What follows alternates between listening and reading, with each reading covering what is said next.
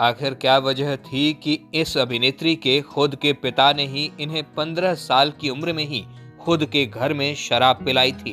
बताएंगे ये सब कुछ। आप बस बने रहिए हमारे साथ हमारे चैनल वारिधि मंथन पर। मैं हूं दिवाकर और स्वागत करता हूं आप सभी का मेरे चैनल वारिधि मंथन में। पुराने दौर के मशहूर एक्टर की बेटी होने के बावजूद भी इन पर क्यों डायरेक्टर्स और प्रोड्यूसर्स की गंदी नजर रहती थी? कई बार ये लोग इस हीरोइन को ट्रैप करने की कोशिश करते रहे। जानेंगे ये सब कुछ।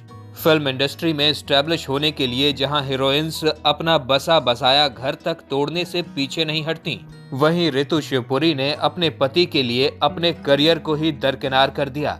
इन सब बातों को जानने से पहले आइए जान लेते हैं रितु शिवपुरी के बचपन और इनके फिल्मों में आने की कहानी। रितु शिवपुरी का जन्म 22 जनवरी 1975 को मुंबई में हुआ था।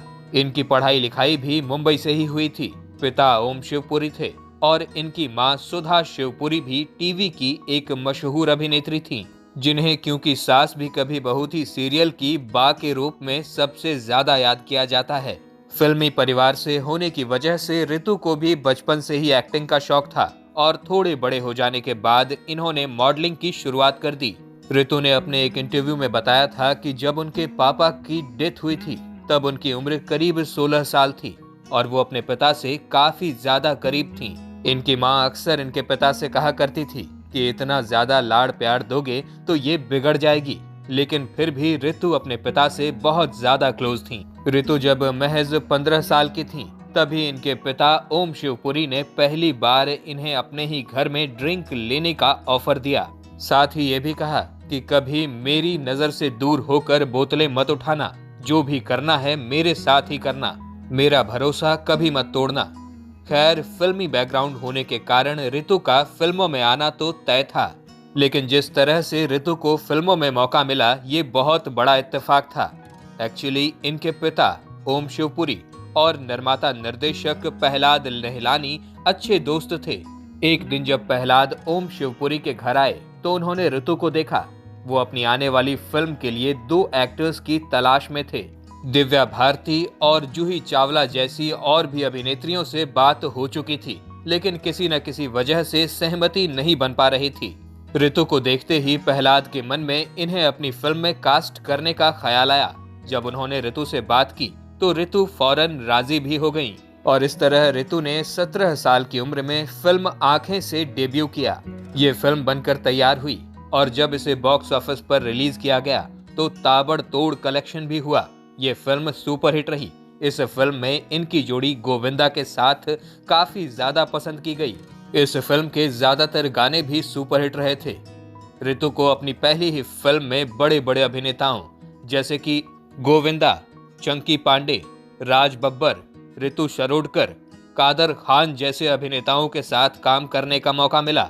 इस फिल्म का एक गाना लाल दुपट्टे वाली तो इतना ज्यादा हिट हो गया था कि इसके बाद लोगों ने इन्हें लाल दुपट्टे वाली कहना ही शुरू कर दिया।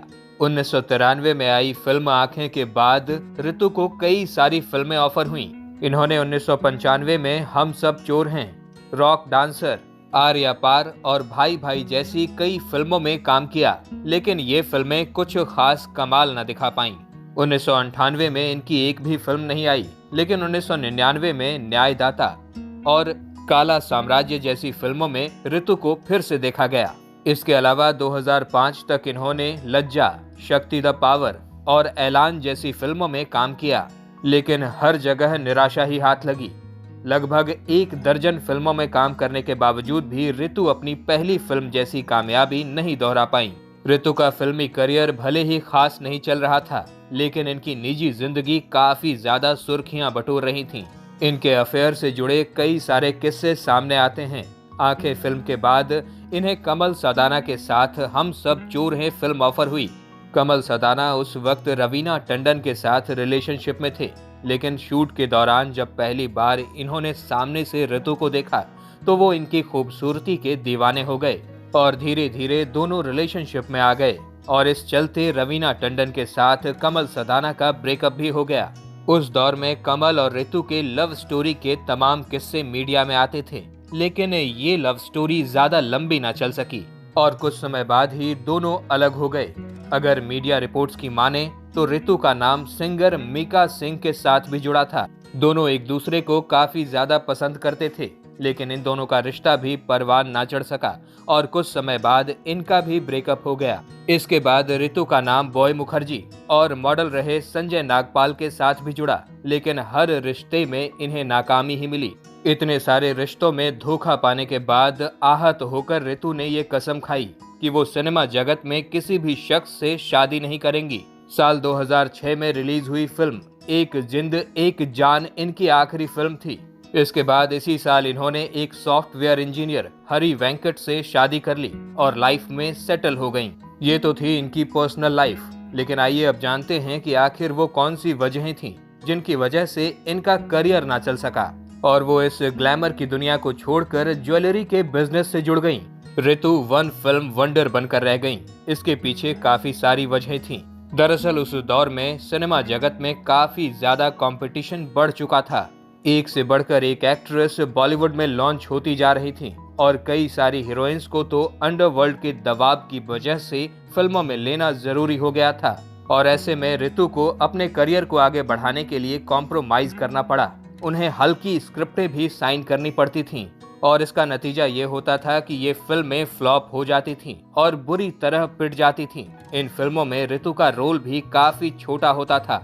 रितु साइड रोल नहीं करना चाहती थीं, लेकिन फिर भी मजबूरन इन्हें करना पड़ रहा था। लेकिन एक समय के बाद इन्होंने फिल्मों से दूरी बनानी ही शुरू कर दी और इसके बाद एक वक्त ऐसा भी आया जब इनके पास एक भी काम नहीं था। इसी दौर में एक और ट्रेंड शुरू हो गया था। ज्यादातर एक्टर्स अपनी फिल्मों में अपनी गर्लफ्रेंड्स को ही रिकमेंड किया करते थे क्योंकि उनके साथ काम करने में वो ज्यादा कंफर्टेबल रहते थे। लेकिन इस दौर में रितु का किसी के साथ भी कोई रिलेशनशिप नहीं था। इस बात को रितु ने अपने एक इंटरव्यू में स्वीकार किया था। धीरे धीरे बॉलीवुड में कई सारे कैंप बनने शुरू हो गए थे। इसका भी नुकसान रितु को उठाना पड़ा क्योंकि वो किसी भी कैंप का हिस्सा नहीं थी। रितु ने करीब 16 हिंदी फिल्मों में काम किया, लेकिन इन्हें वो पहचान नहीं मिल रही थी जो वो चाहती थीं। रितु ने अपने एक इंटरव्यू में बताया था कि उनका सामना कभी भी किसी तरह के कास्टिंग काउच से तो नहीं हुआ, लेकिन जब भी वो किसी फिल्म के सिलसिले में किसी निर्माता निर्देशक से मिलने जाया करती थीं, तो वहां पर वो उन्हें अपने साथ कॉफी पीने या कहीं और चलने को कहा करते थे। रितु को ये सब कुछ नामंजूर था और इस वजह से भी वो फिल्मों से दूर होती चली गईं। अगर इनकी प्रमुख फिल्मों की बात करें तो इन्होंने हिंदी के अलावा कन्नड़ और पंजाबी भाषा की भी फिल्में की हैं, लेकिन इन फिल्मों में भी इन्हें खासी सफलता ना मिल सकी। 12 सालों तक अपने करियर पर फोकस करने के बाद जब ये असफल ही रहीं, इसके बाद इन्होंने अपनी शादीशुदा जिंदगी एंजॉय करने का फैसला कर लिया। बड़े पर्दे पर काम कर लेने के बाद रितु ने टीवी पर भी काम करने का फैसला किया और इसके पीछे भी मजबूरी ही बड़ी वजह रही। दरअसल हिंदी भाषा की फिल्मों के बाद जब रितु ने साउथ की फिल्मों में करियर बनाना चाहा, उसी दौरान इनके पति बीमार पड़ गए। उनकी पीठ में ट्यूमर हो गया था और उनका इलाज चल रहा था। इस दौरान रितु को कई सारी बड़ी फिल्मों में काम करने का ऑफर मिला था, लेकिन रितु ने अपने पति का ध्यान रखने को प्राथमिकता दी और इन सारे ऑफर्स को ठुकरा दिया और पूरी तरह से अपने पति की सेवा में जुटी रहीं। इस दौरान इन्होंने एक्टिंग से पूरी तरह ब्रेक ले लिया। इसके बाद जब सब ठीक हो गया तब इन्होंने वापस फिल्मों में आने की कोशिश भी की, लेकिन तब तक ना इनका स्टारडम बचा था और ना ही कोई फिल्म इन्हें ऑफर हो रही थी। लिहाजा रितु ने अपने मां के नक्शे कदम पर चलते हुए छोटे पर्दे पर काम करना स्वीकार किया। साल 2016 में टीवी सीरियल 24 से इन्होंने अपने दूसरी पारी की शुरुआत की। इस टीवी शो में रितु काफी ज्यादा ग्लैमरस नजर आई थी। 24 सीजन 2 के लिए इन्हें बेस्ट डेब्यूड एक्ट्रेस का अवार्ड भी मिला था।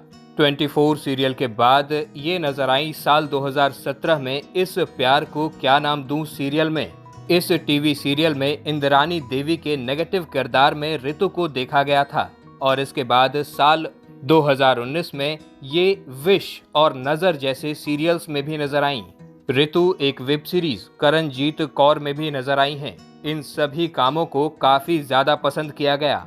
इनमें से ज्यादातर किरदार नेगेटिव ही थे और इन सीरियल्स में इन्हें काफी ज्यादा प्यार भी मिल रहा था। सीरियल्स में रितु काफी ज्यादा एक्टिव थीं। और 16-17 घंटे की शूटिंग रोजाना किया करती थीं। वो जब शूटिंग खत्म करके अपने घर पहुंचा करती थीं, तब तक उनके तीनों बच्चे और पति सो जाया करते थे और ये बातें ऋतु को काफी ज्यादा फील हो रही थीं और अपने पति और बच्चों के साथ ज्यादा से ज्यादा समय बिताने की ख्वाहिश में इन्होंने छोटे पर्दे पर भी काम करना बंद कर दिया। एक्टिंग से हाथ पीछे खींच लेने के बाद ऋतु ने ज्वेलरी डिजाइनिंग में अपना हाथ आजमाया और इन्हें यहाँ पर बहुत अच्छी सक्सेस भी मिली। ऋतु सोशल मीडिया पर काफी ज्यादा एक्टिव हैं और अपने डिजाइन किए हुए ज्वेलरीज का शोकेस वो अक्सर पोस्ट करती रहती हैं। ऋतु अपनी एक्टिंग से ज्यादा अपनी बोल्ड इमेज को लेकर सोशल मीडिया में सुर्खियों में रहती हैं और अक्सर इनकी बोल्ड इमेजेस सोशल मीडिया पर छाई रहती हैं। ऋतु अपनी फिटनेस को लेकर भी काफी ज्यादा एक्टिव रहती हैं। इन्होंने एक बार सोशल मीडिया पर अपनी 20 साल पुरानी एक तस्वीर और रिसेंट की तस्वीर को एक साथ पोस्ट किया था। दोस्तों, क्या आपको ऋतु शिवपुरी की कोई फिल्म या इनका कोई गाना याद है? हमें कमेंट्स में जरूर बताइएगा। साथ ही साथ ये वीडियो पसंद आई हो तो इसे लाइक करिएगा। अगर आप हमारे चैनल वारिधि मंथन पर नए हैं तो इसे सब्सक्राइब करके बेल आइकन दबाना बिल्कुल मत भूलिएगा। वीडियो में अब तक बने रहने के लिए आपका बहुत बहुत शुक्रिया।